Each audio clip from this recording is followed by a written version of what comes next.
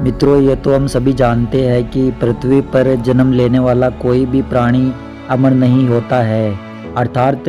उसे एक ना एक दिन मरना ही होता है। लेकिन क्या आप जानते हैं कि मरने के बाद आत्मा का क्या होता है, या मृत्यु के 24 घंटे बाद आत्मा को अपने घर वापस क्यों छोड़ा जाता है, और वह कितने दिनों तक अपने घर में रहती है? अगर आप नहीं जानते हैं तो मैं आपको बता दूं कि इन सारे सवालों का जवाब गरुड़ पुराण में विस्तार से बताया गया है। आज इस वीडियो में हम आपको यही बताने जा रहे हैं, तो चलिए वीडियो शुरू करते हैं। नमस्कार दोस्तों, आप सभी का एक बार फिर से स्वागत है हमारे यूट्यूब चैनल ज्ञानसार 0007 में। बहुत बहुत स्वागत है। गरुड़ पुराण में बताया गया है कि जब किसी की मृत्यु हो जाती है तो यमराज के दूत उस आत्मा को अपने साथ यमलोक ले जाते हैं, जहां उसके पाप और पुण्य के कर्मों का लेखा जोखा किया जाता है, और फिर 24 घंटे के अंदर यमदूत उस प्राणी की आत्मा को वापस उसके घर छोड़ जाते हैं। यमराज के द्वारा वापस छोड़े जाने के बाद में मृतक की आत्मा अपने परिजनों के बीच में ही भटकती रहती है और अपने परिजनों को पुकारती रहती है, लेकिन उसकी आवाज़ कोई नहीं सुनता है। यह देख मृतक की आत्मा बेचैन हो जाती है और ज़ोर ज़ोर से चिल्लाने लगती है, तब भी उसकी आवाज़ कोई नहीं सुनता है। इसके बाद मृतक की आत्मा अपने शरीर में प्रवेश करने का प्रयास करती है, लेकिन यमदूतों के पास में बंधे होने के कारण वह मृत आत्मा अपने शरीर में प्रवेश नहीं कर पाती है। इसके अलावा गरुड़ पुराण में यह भी बताया गया है कि किसी की मृत्यु हो जाने पर जब उसके परिजन रोते बिलखते हैं तो यह देख मृतक की आत्मा बहुत दुखी हो जाती है और वह भी रोने लगती है, लेकिन वह कुछ नहीं कर पाती है और लाचार होकर अपने जीवन में किए गए कर्मों को याद करके दुखी हो जाती है। गरुड़ पुराण की माने तो यमदूत मृतक की आत्मा को उसके परिजनों के बीच छोड़ जाते हैं, तो उसके बाद उस आत्मा को इतना बल नहीं मिलता है कि वह यमलोक की यात्रा तय कर सके। गरुड़ पुराण के अनुसार किसी भी मनुष्य की मृत्यु के बाद 10 दिन तक जो पिंडदान किया जाता है, उससे उस मृत आत्मा के विभिन्न अंगों की रचना होती है, और फिर 11वें और 12वें दिन जो पिंडदान किया जाता है, उससे मृतक की आत्मा की शरीर रूपी मांस और त्वचा का निर्माण होता है। और जब 13वें दिन 13वीं की जाती है और मृतक के नाम से जो पिंडदान किया जाता है, उससे ही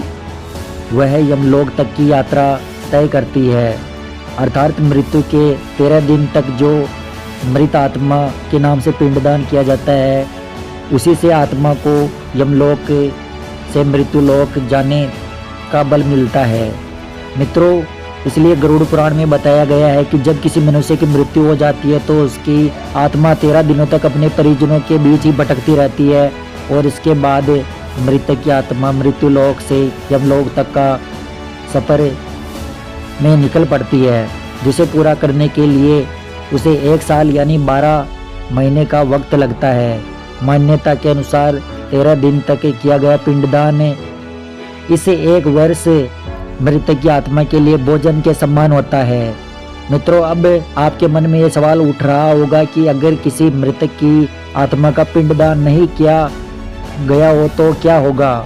तो मैं आपको बता दूं कि इसका भी वर्णन गरुड़ पुराण में विस्तार से किया गया है, जिसके अनुसार मृतक की आत्मा के नाम से पिंडदान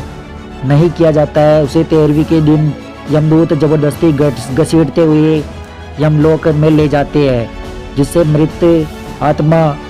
को यात्रा के दौरान काफ़ी कष्ट उठाना पड़ता है। इसलिए हिंदू धर्म में हर मृतक की आत्मा के नियमित 13 दिन तक पिंडदान किया जाना आवश्यक बताया गया है। इसके अलावा गरुड़ पुराण में यह भी बताया गया है कि 13वीं के दिन मृतक के निर्मित परिजनों के द्वारा किया जाने वाला भोज कर्ज लेकर किया जाए तो मृतक की आत्मा को शांति नहीं मिलती है। मृतक की आत्मा इन बातों का बड़ा ही कष्ट होता है, मन ही मन में सोचती है कि काश मैं अकेला ही कष्ट उठा पाता। साथ ही गरुड़ पुराण में यह बताया गया है कि जो मृतक के परिजन कर्ज लेकर बोझ करने पर मजबूर करता है, इसे इंसानों को यमराज कभी भी क्षमा नहीं करते हैं और उसकी मृत्यु के बाद कई तरह की यातना देते हैं और फिर उसी उसे वापस मृत्यु लोक भेज देते हैं। साथ ही गरुड़ पुराण में यह बताया गया है कि जो मनुष्य जीवित रहते हुए पुण्य कर्म करता है उसे यमदूत मृत्यु के 13 दिन बाद अपने साथ यमलोक ले जाते हैं और ऐसी आत्मा मृत्यु लोक से यमलोक तक जाने वाले मार्ग में किसी भी तरह का कष्ट नहीं भोगती है। वही जो मनुष्य अपने जीवन काल में बुरे कर्म करता है उसे यमदूत पूरे रास्ते कई तरह की यातना देते हुए ले जाती है, जिससे वह थर थर कांपने लगता है और यमदूतों से बार बार क्षमा मांगता है, लेकिन यमदूत उसे क्षमा नहीं करते हैं। इसके बाद जब पुण्य आत्मा यमलोक पहुंचती है तो उसे यमराज स्वर्ग लोक में भेज देते हैं, जबकि पापी आत्मा को उसके द्वारा किए गए बुरे कर्मों की सजा भुगतने के लिए नरक लोक भेज देते हैं और सजा पूरी होने के बाद निम्न योनि में मृत्यु लोक भेज देते हैं। तो मित्रों, उम्मीद करता हूँ आपको समझ में आ गया होगा कि आखिर मृत्यु के 24 घंटे बाद आत्मा अपने घर वापस क्यों आती है। मित्रों, वीडियो अच्छी लगी हो तो लाइक करें, हमारे चैनल को सब्सक्राइब करें ताकि ऐसी सनातन धर्म से जुड़ी जानकारियाँ आप तक पहुँचती रहे। वीडियो पूरी देखने के लिए आपका बहुत बहुत धन्यवाद।